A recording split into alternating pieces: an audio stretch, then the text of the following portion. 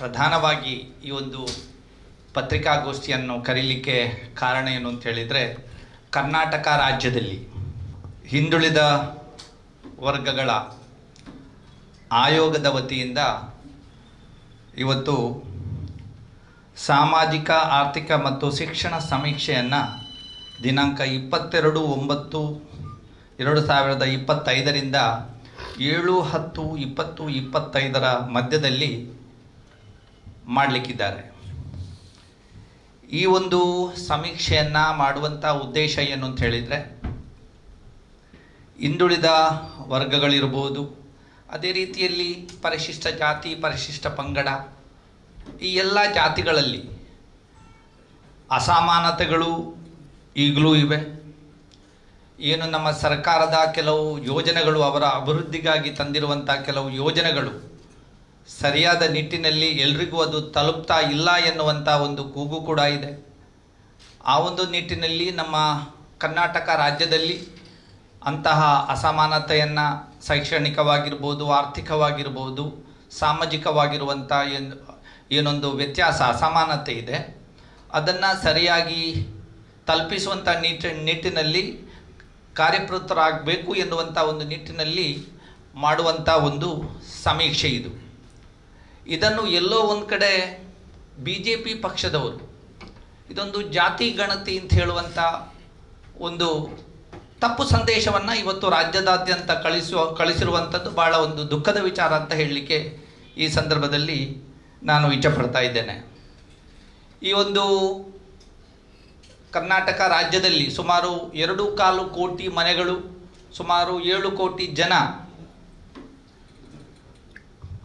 ಇದ್ದಾರೆ ಎನ್ನುವಂಥ ಒಂದು ಅಂಕಿಅಂಶ ಈಗಾಗಲೇ ಆಯೋಗದ ಬಳಿ ಇದೆ ಎನ್ನುವಂಥ ವಿಚಾರವನ್ನು ಆಯೋಗದವರು ಅದನ್ನು ತಿಳಿಸಿದ್ದಾರೆ. ಈ ಒಂದು ಸಮೀಕ್ಷೆಯನ್ನು ಮಾಡುವಂಥ ಒಂದು ದೃಷ್ಟಿಯಿಂದ ಸುಮಾರು 1,75,000 ಶಿಕ್ಷಕರನ್ನು ಕೂಡ ಈ ಒಂದು ಸಮೀಕ್ಷೆಗೆ ನಿಯೋಜಿಸಲಾಗಿದೆ. ನಿಮಗೆ ಎಲ್ರಿಗೂ ಗೊತ್ತಿದ್ದಂತೆ ಯಾವುದೇ ಒಂದು ಸಮೀಕ್ಷೆ ಮಾಡುವಂಥ ಒಂದು ಪೂರ್ವಭಾವಿಯಾಗಿ ಹೌಸ್ ಲಿಸ್ಟಿಂಗ್ ಸರ್ವೆ ಅಂತ ಮಾಡ್ತಾರೆ. ಮನೆಗಳನ್ನು ಗುರುತಿಸುವಿಕೆ. ಮನೆಗಳನ್ನು ಗುರುತಿಸದೆ ಸರ್ವೆ ಮಾಡುವಂಥ ಸಂದರ್ಭದಲ್ಲಿ ಸರಿಯಾದ ರೀತಿಯಲ್ಲಿ ಅಂಕಿಅಂಶಗಳನ್ನು ಪಡ್ಕೊಳ್ಳಿಕ್ಕೆ ಸಾಧ್ಯ ಇಲ್ಲ ಎನ್ನುವಂಥ ನಿಟ್ಟಿನಲ್ಲಿ ಇವತ್ತು ಈ ಆಯೋಗ ಮನೆ ಮನೆಗೆ ಹೋಗಿ ನಮ್ಮ ಮೆಸ್ಕಾಮಿನ ಏನು ಬಿಲ್ ಕಲೆಕ್ಟರ್ಸ್, ಏನು ಬಿಲ್ಲನ್ನು ಕೊಡುವವರು ಏನಿದ್ದಾರೆ, ಮತ್ತು ಕೆಲವು ಕಡೆ ಆಶಾ ಕಾರ್ಯಕರ್ತರನ್ನು ಉಪಯೋಗಿಸಿ ಮನೆ ಮನೆಗೆ ಸ್ಟಿಕ್ಕರ್ ಅಂಟಿಸುವಂಥ ಒಂದು ಕೆಲಸವನ್ನು ಮಾಡಿದ್ದಾರೆ. ಈ ಸ್ಟಿಕ್ಕರ್ ಅಂಟಿಸುವಂಥದ್ದು ಸಮೀಕ್ಷೆ ಅಲ್ಲ. ಇವತ್ತು BJP ಪಕ್ಷದವರು ಸ್ಟಿಕ್ಕರ್ ಅಂಟಿಸಿದ್ದಾರೆ, ಸಮೀಕ್ಷೆ ಮಾಡ್ತಾ ಇದ್ದಾರೆ, ಅದು ಸಮೀಕ್ಷೆ ಅಲ್ಲ. ಸಮೀಕ್ಷೆಗೆ ಪೂರ್ವಭಾವಿಯಾಗಿ ಹೌಸ್ ಲಿಸ್ಟಿಂಗ್ ಪ್ರಕ್ರಿಯೆಯನ್ನು ಇವತ್ತು ಮಾಡಿದ್ದಾರೆ. ಅದರಲ್ಲಿ 2 ನಂಬರ್ಗಳಿವೆ. ಯೂನಿಕ್ ಏನೊಂದು ನಂಬರನ್ನು ಕೊಡ್ತಾರೆ. ಯಾವುದೇ ಒಂದು ಮನೆ ಬಿಟ್ಟು ಹೋಗಬಾರ್ದು, ಅದನ್ನು ಮುಂದಿನ ದಿನಗಳಲ್ಲಿ ಲಿಂಕ್ ಮಾಡುವಂಥ ವಿಚಾರದಲ್ಲಿರ್ಬೋದು, ಅನೇಕ ಕಾರ್ಯಕ್ರಮಗಳನ್ನು ಅದರಲ್ಲಿ ಹಮ್ಮಿಕೊಂಡಿದ್ದಾರೆ. ಅದಕ್ಕೆ ಅಂತ ಒಂದು ಆ್ಯಪನ್ನು ಕೂಡ ಅವರು ಮಾಡಿರುವಂಥದ್ದು ನಿಮಗೆ ಈಗಾಗಲೇ ಗೊತ್ತಿರುವಂಥ ವಿಚಾರ. ಈ ಒಂದು ಸಮೀಕ್ಷೆ ಮಾಡುವಂಥ ಸಂದರ್ಭದಲ್ಲಿ 60 ಪ್ರಶ್ನಾವಳಿಗಳನ್ನು ಅವರು ಕೇಳ್ತಾ ಇದ್ದಾರೆ.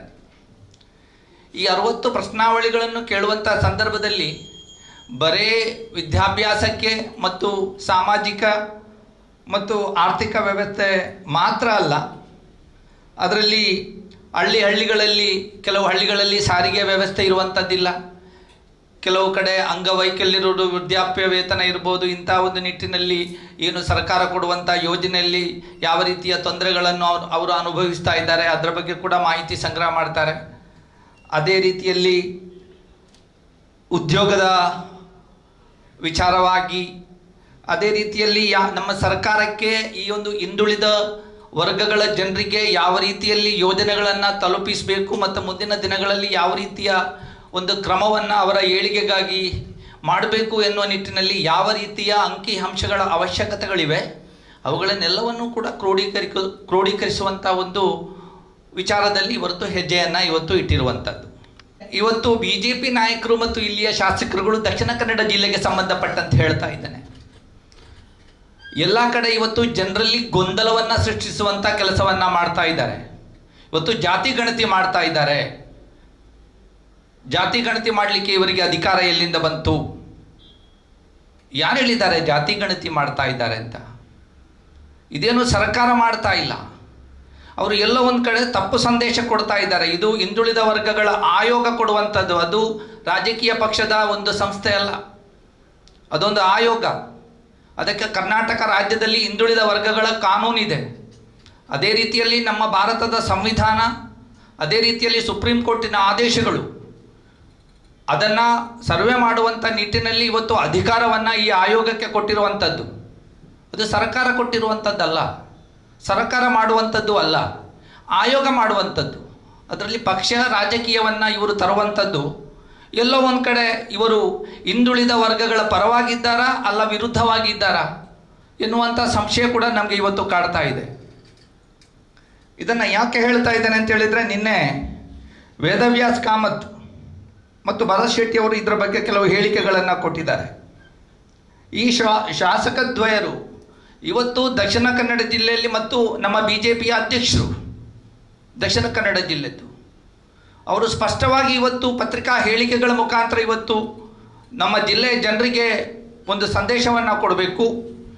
ಹಿಂದುಳಿದ ವರ್ಗಗಳ ಪರವಾಗಿ BJP ಪಕ್ಷ ಮತ್ತು ಶಾಸಕರಿದ್ದಾರಾ, ಅದಕ್ಕೆ ವಿರೋಧವಾಗಿ ಇದ್ದಾರಾ ಎನ್ನುವಂಥದ್ದು ಸ್ಪಷ್ಟ ಸಂದೇಶವನ್ನು ಅವರು ಇವತ್ತು ಕೊಡಬೇಕು.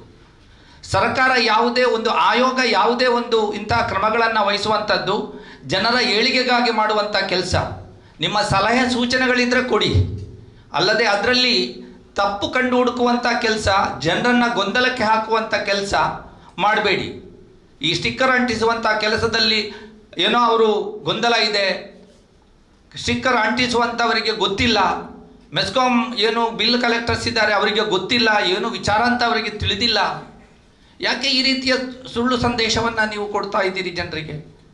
ಪ್ರತಿಯೊಂದು ಮನೆಗೆ ಹೋಗುವಂಥ ಸಂದರ್ಭದಲ್ಲಿ ಜನ ಅಲ್ಲಿದ್ದರೆ ಏನು ಅಂತ ಕೇಳುವಂಥ ಸಂದರ್ಭದಲ್ಲಿ ಅವರು ಇದು ಸಮೀಕ್ಷೆ ಮಾಡುವ ಪೂರ್ವಭಾವಿಯಾಗಿ ಸ್ಟಿಕ್ಕರನ್ನು ಅಂಟಿಸುವಂಥ ಒಂದು ಪ್ರಕ್ರಿಯೆ ಅಂತ ಹೇಳುವಂಥದ್ದು ಅವರು ಎಲ್ಲ ಕಡೆ ಹೇಳ್ತಾ ಇದ್ದಾರೆ. ಮತ್ತು ಸಮೀಕ್ಷೆ ಮಾಡಲಿಕ್ಕೆ ಶಿಕ್ಷಕರು ಬರ್ತಾರೆ. ಅವರಿಗೆ ಈಗಾಗಲೇ 1,75,000 ಶಿಕ್ಷಕರಿಗೆ ಟ್ರೈನಿಂಗ್ ಕೂಡ ಕೊಟ್ಟಿದ್ದಾರೆ. ಯಾವ ಯಾವ ಮಾಹಿತಿಗಳನ್ನು ಸಂಗ್ರಹಿಸಬೇಕು, ಯಾರಿಗೆ ಏನು ಮನೆಯವರಿಗೆ ಗೊತ್ತಿಲ್ಲ ಅವರು ಕೇಳಿದರೆ ಅವರು ಕೂಡ ಅದನ್ನು ಹೇಳಿಕೊಡುವಂಥ ನಿಟ್ಟಿನಲ್ಲಿ ವ್ಯವಸ್ಥೆಯನ್ನು ಮಾಡ್ತಾರೆ ಎನ್ನುವಂಥದ್ದು ಕೂಡ ನಾನು ಈ ಮೂಲಕ ಹೇಳಲಿಕ್ಕೆ ನಾನು ಇಚ್ಛೆಪಡ್ತಾ ಇದ್ದೇನೆ. ಜನಪ್ರತಿನಿಧಿಗಳು ಇವತ್ತು ಸರ್ಕಾರ ಇರ್ಬೋದು, ಆಯೋಗಗಳು ಯಾವುದೇ ರೀತಿಯ ಜನಪರ ಯೋಜನೆಗಳನ್ನು ತರುವಂಥ ನಿಟ್ಟಿನಲ್ಲಿ ಕೆಲಸ ಕಾರ್ಯ ಮಾಡುವಂಥ ಸಂದರ್ಭದಲ್ಲಿ ಅವರ ಜೊತೆಗೆ ಕೈ ಜೋಡಿಸಿ ಉತ್ತಮ ಸಲಹೆ ಸೂಚನೆಗಳನ್ನು ಕೊಟ್ಟು ಜನರಿಗೆ ತಿಳುವಳಿಕೆಯನ್ನು ಕೊಡುವಂಥ ಕೆಲಸ ಜನಪ್ರತಿನಿಧಿಗಳ ಕೆಲಸ. ಅಲ್ಲದೆ ಜನರನ್ನು ಗೊಂದಲಕ್ಕೆ ಹಾಕುವಂಥ ಒಂದು ಕೆಲಸ ಜನಪ್ರತಿನಿಧಿಗಳ ಕೆಲಸ ಅಲ್ಲ ಎನ್ನುವಂಥದ್ದನ್ನು ನಮ್ಮ ವೇದವ್ಯಾಸ್ ಕಾಮತ್ ಮತ್ತು ಭರತ್ ಶೆಟ್ಟಿ ಅವರು ತಿಳಿದರೆ ಉತ್ತಮ ಅಂತ ನಾನು ತಿಳ್ಕೊಳ್ತಾ ಇದ್ದೇನೆ. ಪ್ರಬುದ್ಧತೆಯಿಂದ ನಾವು ಇವತ್ತು ವರ್ತಿಸಬೇಕಾಗಿದೆ. ಎಲ್ಲ ಒಂದು ಕಡೆ ಇವರಿಬ್ಬರಿಗೆ ಕೂಡ ಇವತ್ತು ಪ್ರಬುದ್ಧತೆ ಬಂದಿಲ್ವೇ ಎನ್ನುವಂಥ ಒಂದು ನಿಟ್ಟಿನಲ್ಲಿ ನಮಗೆ ಇವತ್ತು ಸಂಶಯ ಕೂಡ ಇವತ್ತು ಕಾಡ್ತಾ ಇದೆ. ಕರ್ನಾಟಕ ರಾಜ್ಯದಲ್ಲಿ ಪ್ರಥಮ ಬಾರಿಗೆ ದಕ್ಷಿಣ ಕನ್ನಡ ಜಿಲ್ಲೆಯಲ್ಲಿ ನಿನ್ನೆ ಹಿಂದುಳಿದ ವರ್ಗಗಳ ನಾಯಕರುಗಳಿರ್ಬೋದು ಮತ್ತು ಇತರ ಜನರನ್ನು ಕರೆದು ಅವರ ಜೊತೆಗೆ ಅವರ ಸಂಶಯ ನಿವಾರಣೆ ಮಾಡುವಂಥದ್ದು, ಅವರಿಗೆ ತಿಳುವಳಿಕೆ ಕೊಡುವಂಥ ನಿಟ್ಟಿನಲ್ಲಿ ಆಯೋಗ ನಿನ್ನೆ ಸಭೆ ಮಾಡಿತ್ತು. ಆ ಸಭೆಯಲ್ಲಿ ವೇದವ್ಯಾಸ್ ಕಾಮತ್ರು ಮಧ್ಯದಲ್ಲೇ ಎದ್ದೋಗಿ ಪ್ರೆಸ್ಸಿನಲ್ಲಿ ಹೋಗಿ ಜನರಿಗೆ ತಪ್ಪು ಮಾಹಿತಿಯನ್ನು ಕೊಡುವಂಥ ಕೆಲಸವನ್ನು ಮಾಡಿದ್ದಾರೆ.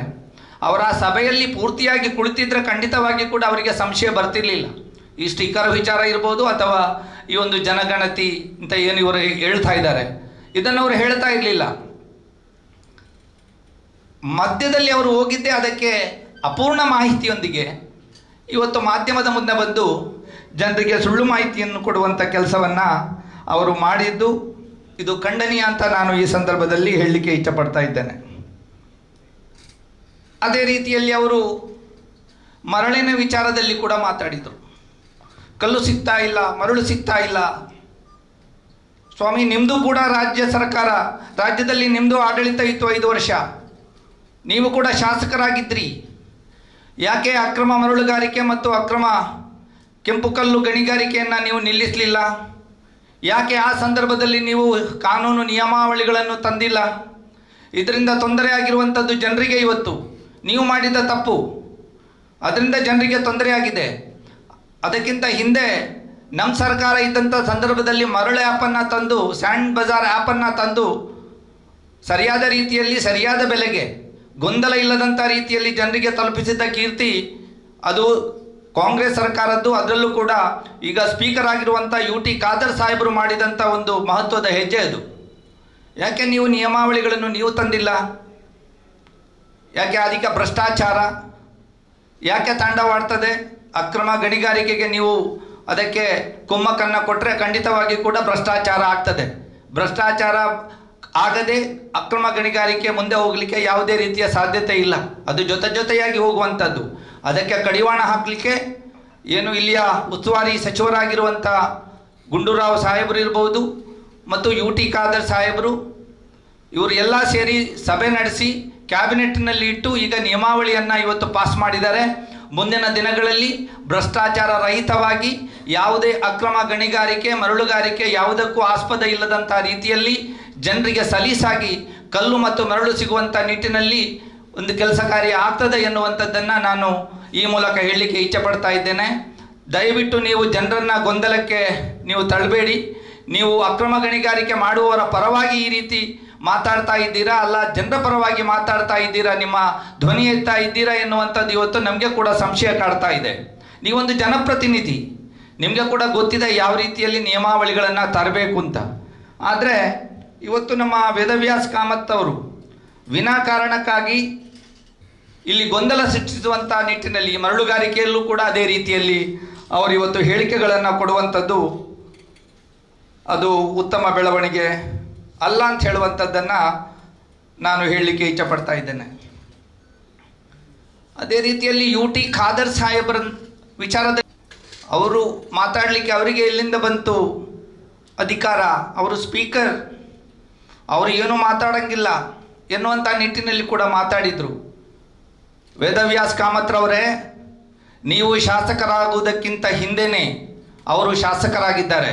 ಅವರ ಪ್ರಬುದ್ಧತೆ ನಿಮಗೆ ಬಂದಿಲ್ಲ ಅಂತ ಈ ಮೂಲಕ ನಾನು ಹೇಳಲಿಕ್ಕೆ ಇಚ್ಛಪಡ್ತಾ ಇದ್ದೇನೆ. ಜನರಿಗೆ ದಕ್ಷಿಣ ಕನ್ನಡ ಜಿಲ್ಲೆಯಲ್ಲಿ ಜನರ ಕಷ್ಟಗಳಿಗೆ ಸ್ಪಂದನೆ ಕೊಡುವಂಥದ್ದು, ಅವರ ಆಶೋತ್ತರಗಳಿಗೆ ಸ್ಪಂದನೆ ಕೊಡುವಂಥದ್ದು ಒಬ್ಬ ಜನಪ್ರತಿನಿಧಿಯ ಆದ್ಯ ಕರ್ತವ್ಯ ಅಂತ ನೀವು ಮರೆತಿದ್ದೀರಿ. UT ಖಾದರ್ ಅವರು ಅದನ್ನು ಮರೆತಿಲ್ಲ. ಅವರು ಜನರಿಂದಲೇ ಆರಿಸಲ್ಪಟ್ಟಿದ್ದಾರೆ. ನಿಮ್ಮ ಥರ ವಿಧಾನಸಭಾ ಸ್ಪೀಕರು ಅವರು ವಿಧಾನಸಭೆಯಲ್ಲಿ ಎಲ್ರಿಗೂ ಸಮಾನ ಅವಕಾಶವನ್ನು ಕೊಟ್ಟು ಯಾವುದೇ ಪಕ್ಷ ಭೇದ ಇಲ್ಲದೆ ಎಲ್ರಿಗೂ ಕೂಡ ಮಾತಾಡುವಂಥ ಒಂದು ಅವಕಾಶವನ್ನು ಕೊಟ್ಟಿದ್ದಾರೆ. ನಿಮಗೂ ಕೂಡ ಬಹಳಷ್ಟು ಕೊಟ್ಟಿದ್ದಾರೆ. ನೀವು ಅದನ್ನು ಮರಿಬೇಡಿ. ಸ್ಪೀಕರ್ ಅವರು ವಿಧಾನಸಭೆಯಲ್ಲಿ ದಕ್ಷಿಣ ಕನ್ನಡ ಜಿಲ್ಲೆಗೆ ಬರುವಾಗ ಅವರು ದಕ್ಷಿಣ ಕನ್ನಡ ಜಿಲ್ಲೆಯ ಮಣ್ಣಿನ ಮಗ, ಅವರು ಇಲ್ಲಿಯ ಒಬ್ಬ ತುಳುವ ಮತ್ತು ಇಲ್ಲಿಯ ಜನಪ್ರತಿನಿಧಿ. ಜನರ ಕಷ್ಟಗಳಿಗೆ ಸ್ಪಂದನೆ ಕೊಟ್ಟಿದ್ದಾರೆ, ಈಗಲೂ ಕೊಡ್ತಾ ಇದ್ದಾರೆ, ಮುಂದಕ್ಕೂ ಕೂಡ ಕೊಡ್ತಾರೆ. ಆ ಪ್ರಬುದ್ಧತೆಯನ್ನು ನೀವು ಮುಂದಕ್ಕೆ ತೋರಿಸಿ ಅಂತ ಈ ಮೂಲಕ ನಾನು ಅವರಿಗೆ ಹೇಳಲಿಕ್ಕೆ ಇಚ್ಛಪಡ್ತಾ ಇದ್ದೇನೆ. ಅದೇ ರೀತಿಯಲ್ಲಿ ನಿನ್ನೆ ಆಯೋಗದಲ್ಲಿ ಭಾಗವಹಿಸಿದ್ದಾರೆ. ಅವರು ಹೇಗೆ ಭಾಗವಹಿಸಿದ್ದಾರೆ ಎನ್ನುವಂಥ ಪ್ರಶ್ನೆಯನ್ನು ಕೂಡ ಅವರು ಹಾಕಿದರು. ಹಿಂದುಳಿದ ವರ್ಗಗಳ ಆಯೋಗ ರಾಜಕೀಯವಾಗಿರುವಂಥ ಒಂದು ಸಮಿತಿ ಅಲ್ಲ, ಕಾಂಗ್ರೆಸ್ ಪಕ್ಷದ ಹಿಂದುಳಿದ ವರ್ಗದ ಸಮಿತಿ ಅಲ್ಲ. ಅದು ಆಯೋಗ, ಕಮಿಷನ್, ಬ್ಯಾಕ್ವರ್ಡ್ ಕಮಿಷನ್. ಅದು ಕ್ವಾಸಿ ಜುಡಿಷಿಯಲ್ ಒಂದು ಅಥಾರಿಟಿ. ಅದು ನಿಮಗೆ ಕೊರತೆ ಇದೆ ಮಾಹಿತಿದ್ದು ಅದರ ಬಗ್ಗೆ. ಅದಕ್ಕೆ ನೀವು ಈ ರೀತಿಯಲ್ಲಿ ನೀವು ಸ್ಪೀಕರ್ ಅವರು ಹೇಗೆ ಭಾಗವಹಿಸಿದ್ದಾರೆ ಅಂತ, ಅವರಿಗೆ ಪ್ರಬುದ್ಧತೆ ಇದೆ. ಅದು ಆಯೋಗ ಅಂತ ಹೇಳುವಂಥ ಒಂದು ಪೂರ್ಣ ಮಾಹಿತಿ ಸ್ಪೀಕರ್ ಅವರಿಗಿದೆ, ನಿಮಗಿಲ್ಲ. ನೀವು ಎಲ್ಲದರಲ್ಲೂ ಕೂಡ ನೀವು ರಾಜಕೀಯ ಮಾಡುವವರು. ಈ 2 ವರ್ಷದ ನಿಮ್ಮ ಅವಧಿಯಲ್ಲಿ ನೀವು ಇಲ್ಲಿ ರಾಜಕೀಯ ಮಾಡಿದ್ದು ಬಿಟ್ಟು ನೀವು ಇಲ್ಲಿ ಎಲ್ಲೂ ಕೂಡ ನೀವು ಅಭಿವೃದ್ಧಿಯನ್ನು ನೀವು ಮಾಡಲಿಲ್ಲ. ಮೊನ್ನೆ ಕೂಡ ನೀವು ಹೇಳಿಕೆಯನ್ನು ಕೊಟ್ಟಿದ್ದೀರಿ, ಅಭಿವೃದ್ಧಿ ಮಾಡಲಿಕ್ಕೆ ಹಣ ಬರ್ತಾ ಇಲ್ಲ ಅಂತ. ಸಿದ್ದರಾಮಯ್ಯ ಸರ್ಕಾರ ಕಳೆದ ಬಜೆಟ್ನಲ್ಲಿ 200 ಕೋಟಿ ರೂಪಾಯಿ ಮಂಗಳೂರು ಮಹಾನಗರ ಪಾಲಿಕೆಗೆ ಕೊಟ್ಟಿದೆ. ಈಗಾಗಲೇ ಅದು ಟೆಂಡರ್ ಪ್ರಕ್ರಿಯೆ ಕೂಡ ಮುಗಿದಿದೆ. 200 ಕೋಟಿಯ ಕೆಲಸ ಕಾರ್ಯ ಇನ್ನು 3-4 ತಿಂಗಳಲ್ಲಿ ಇಲ್ಲಿ ಸ್ಟಾರ್ಟ್ ಆಗ್ತದೆ. ಇದು ನಿಮಗೂ ಕೂಡ ಗೊತ್ತಿರುವಂಥ ವಿಚಾರ. ನೀವು ಕೂಡ ಅದರಲ್ಲಿ ಪಾಲು ತಗೊಂಡಿದ್ದೀರಿ. ಯಾಕೆ ಸುಳ್ಳು ಹೇಳ್ತಾ ಇದ್ದೀರಿ? ಹಣ ಬರ್ತಾ ಇಲ್ಲ, ಅಭಿವೃದ್ಧಿಗೆ ಏನು ಹಣ ಬರ್ತಾ ಇಲ್ಲ, ಸರ್ಕಾರದಲ್ಲಿ ಹಣ ಇಲ್ಲ, ಏನು ಕರ್ನಾಟಕ ರಾಜ್ಯದ ಹೆಸರನ್ನು ಹಾಳು ಮಾಡಲಿಕ್ಕೆ ನೀವು ಇವತ್ತು ಪ್ರಯತ್ನ ಮಾಡ್ತಾ ಇದ್ದೀರಾ? ಅಥವಾ ಕರ್ನಾಟಕ ರಾಜ್ಯದ ಬಗ್ಗೆ ಉತ್ತಮ ಒಂದು ಏನು ಅವರಿಗೆ ರೆಸ್ಪಾನ್ಸ್ ಉಳಿದ ಕಡೆ ಕೂಡ ಬರಬೇಕು ಎನ್ನುವಂಥ ನಿಟ್ಟಿನಲ್ಲಿ ನೀವು ಕೆಲಸ ಮಾಡ್ತಾ ಇದ್ದೀರಾ. ಯಾವತ್ತೂ ಕೂಡ ನಮ್ಮ ರಾಜ್ಯ ನಮಗೆ ಸೇರಿದ್ದು, ನಿಮಗೂ ಕೂಡ ಅಭಿಮಾನ ಬೇಕು. ನಮ್ಮ ರಾಜ್ಯ ಸರ್ಕಾರ ಯಾವುದು ಇರ್ಬೋದು, ನಾಳೆ BJP ಇರ್ಬೋದು ಅಥವಾ ಕಾಂಗ್ರೆಸ್ ಇರ್ಬೋದು, ಉಳಿದವರಿಗೆ ತಪ್ಪು ಮಾಹಿತಿ ಕೊಡುವುದರ ಮೂಲಕ ರಾಜ್ಯದ ಹೆಸರನ್ನು ಹಾಳು ಮಾಡುವಂಥ ನಿಟ್ಟಿನಲ್ಲಿ ನೀವು ಕೆಲಸಕ್ಕೆ ಕೈ ಹಾಕಬಾರ್ದು ಎನ್ನುವಂಥ ಕಿವಿ ಮಾತನ್ನು ಕೂಡ ನಾನು ಈ ಸಂದರ್ಭದಲ್ಲಿ ನಿಮಗೆ ಹೇಳಲಿಕ್ಕೆ ಇಚ್ಛಪಡ್ತಾ ಇದ್ದೇನೆ. ನಮ್ಮ ಮಂಗಳೂರು ದಸರಾಕ್ಕೆ ಫ್ಲೆಕ್ಸ್ ಆಗ್ತಾ ಇದ್ದಾರೆ, ಎಲ್ಲ ಕಡೆ ತೆರವು ಮಾಡ್ತಾ ಇದ್ದಾರೆ. ಒಂದು ವಾರ ಫ್ಲೆಕ್ಸ್ ಇರ್ತದೆ, ಅದು ನಮ್ಮದು ಏನೋ ಭಾವನೆ. ಅದು ಯಾಕೆ ಅವರು ಮಾತಾಡ್ತಾ ಇಲ್ಲ? ಸಾರ್ವಜನಿಕ ವಲಯದಲ್ಲಿ ಇದನ್ನು ಕೂಡ ನಿಮ್ಮ ಬಗ್ಗೆ ಜನ ಮಾತಾಡ್ತಾ ಇದ್ದಾರೆ. ನಿಮ್ಮ ಕುಮ್ಮಕ್ಕಿನಿಂದ ರಾಜಕೀಯಕ್ಕೋಸ್ಕರ ನೀವೇ ತೆಗೆಸ್ತಾ ಇದ್ದೀರಿ ಎನ್ನುವಂಥ ನಿಟ್ಟಿನಲ್ಲಿ ಸಾರ್ವಜನಿಕ ವಲಯದಲ್ಲಿ ಜನ ಮಾತಾಡ್ತಾ ಇದ್ದಾರೆ.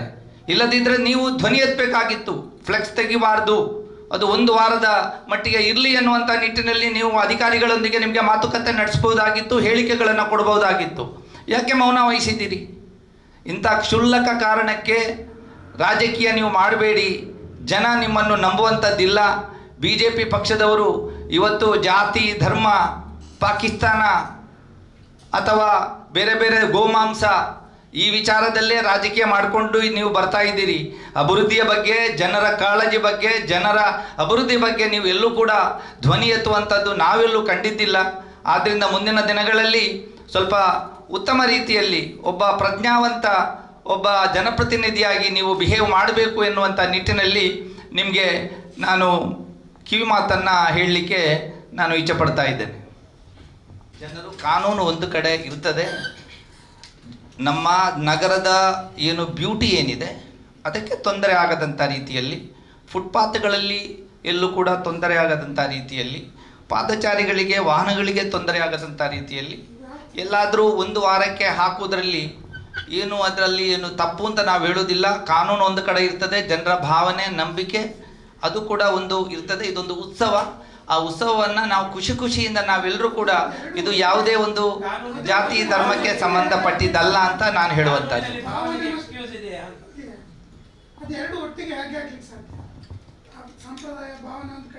ನೋಡಿ, ಅದು ಕಾನೂನನ್ನ ಅಧಿಕಾರಿಗಳು, ನಾವು ಜನಪ್ರತಿನಿಧಿಗಳು, ಜನರು ಮತ್ತು ಅಧಿಕಾರಿಗಳ ಮಧ್ಯದಲ್ಲಿ ಕೊಂಡಿಯಂತೆ ನಾವು ಕೆಲಸ ಮಾಡಬೇಕಾಗ್ತದೆ.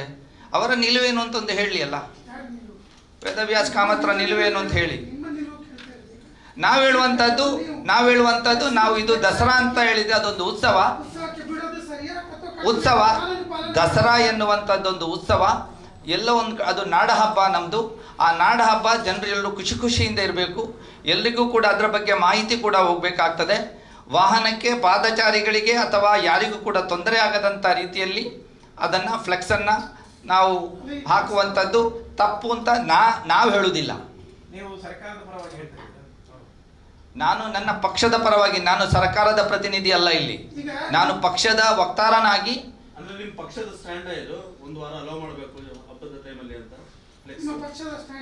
ನಾವು ಪಕ್ಷದ ವತಿಯಿಂದ ನಾಡ ಹಬ್ಬವನ್ನ ಜನರ ಭಾವನೆಗೆ ಹೊಂದಿಕೊಂಡು ಯಾವುದೇ ತೊಂದರೆ ಆಗದಂತ ರೀತಿಯಲ್ಲಿ ಹೋಗಬೇಕು ಅಂತ ನಾವು ಸಲಹೆ ಕೊಡುವಂತದ್ದು ಅಧಿಕಾರಿಗಳಿಗೆ. ಉರಿಬೇಕು ಅಂತ ಹೇಳ್ತಾ ಇಲ್ಲ, ಅವರದೊಂದಿಗೆ ಮಾತುಕತೆ ನಡೆಸಿ